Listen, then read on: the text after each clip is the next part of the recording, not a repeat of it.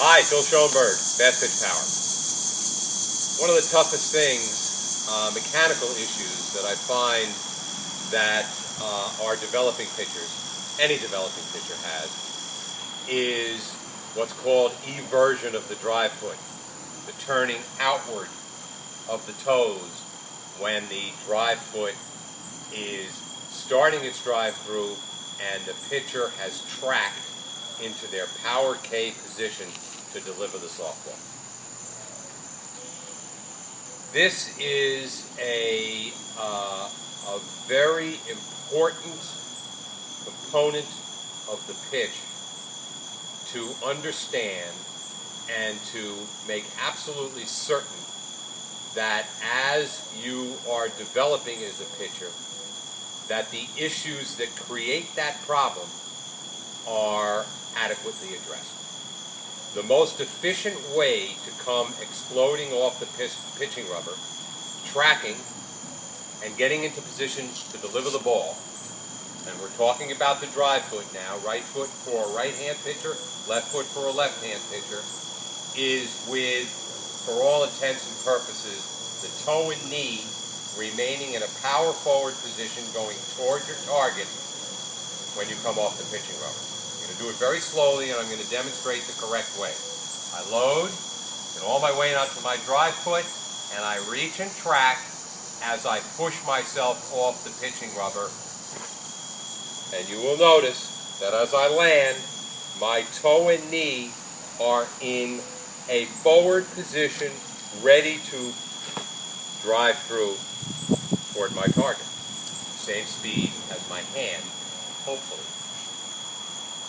The mechanical flaw we're talking about occurs when the pitcher tracks, and instead of keeping that toe and knee forward,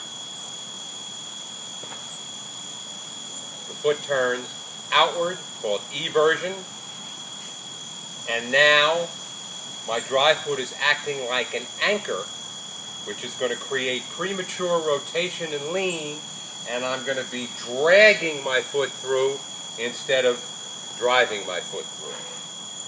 Very inefficient, will definitely rob you of speed and command. I won't go into all of the domino effects that take place as a result of that, and all of the rest of the mechanical flaws that will occur as a result of that. But the important thing here is, when you see that mechanical flaw, many coaches, many parents, many young pitchers are looking in the wrong place to correct it. They're looking down at the foot. They're building all kinds of apparatuses to go and put the foot in a position where it's going to be facing forward, and they put cinder blocks, or they put pavers, or they get some kind of device that attaches to the pitching rubber that acts like a chute, and when the pitcher starts to come off the pitching rubber over and over again with one of those restrictive devices, then the parents and coaches wonder why their ankles are swollen, their feet are all chopped up. The problem is that they're looking in the wrong place. The problem does not emanate from the foot. It's much higher than that in the core and the trunk strength of the individual. When you come off the pitching rubber and cannot maintain that toe and knee power forward position, the problem is more than likely a structural problem that could have to do with inflexible hip flexors, weak glutes, or other portions of the trunk and core that are not adequately trained and conditioned to perform that aggressive movement. If you look on Fastpitch Power and you look for Joe Bonier's workouts to correct that problem, you will find outstanding information on how to best address that issue and get your pitchers heading in the right direction toward maximum power and command. A very good predictor, if I have two pitchers who I've never seen before, and I'm told one of these pitchers can drive off the pitching rubber aggressively with their toe and knee forward, and one of them cannot, one of them is going to have that eversion where the dry foot turns out and you're dragging your foot through, creating lean, bend, twist, and I don't know which one that is. A great predictor is a drill, a power drill that we do called planks, where the pitcher stands, reaches for their target, comes back into a balanced plank position, and then explodes forward. If you can see when I do that, and I get into that balanced position, my toe and knee are forward. A great predictor of a pitcher who is going to have a problem with that would be when they get into that position, the knee collapses inward. When that happens, I lose stability. When I lose balance and stability, my brain goes to work instantly trying to stabilize that portion of my body.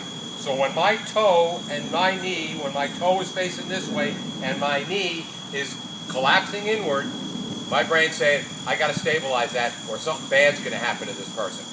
Could be an injury, could be falling over, could be just loss of command of the pitch. But whatever it is not optimal for a developing pitcher, or any pitcher for that matter. So when my knee collapses inward because I'm loading into it and I'm exploding outward, my drive foot is going to turn like this to create that stability. Unfortunately, I'm now stable, but I have a mechanical issue that is going to rob me of maximum power and speed. So when you have this problem, and let me tell you, I get calls from all over the country from parents and coaches and pitchers who have this problem and can't get out of it. When you have this problem, don't look down at the foot.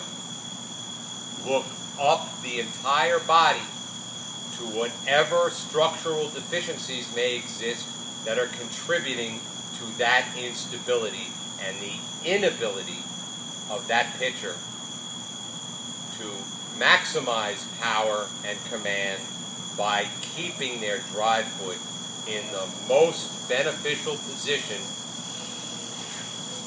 for providing that speed and command. I hope this has been helpful. If you have any questions on this, and I'm sure there are a lot of you who do, I am happy to try to answer them for you. Again, please visit the site, see what Joe is talking about in his strength and conditioning posts, because they are awesome, and many of them, if not most of them, will address these particular structural weaknesses. It's great talking to you as always. Speak to you next time.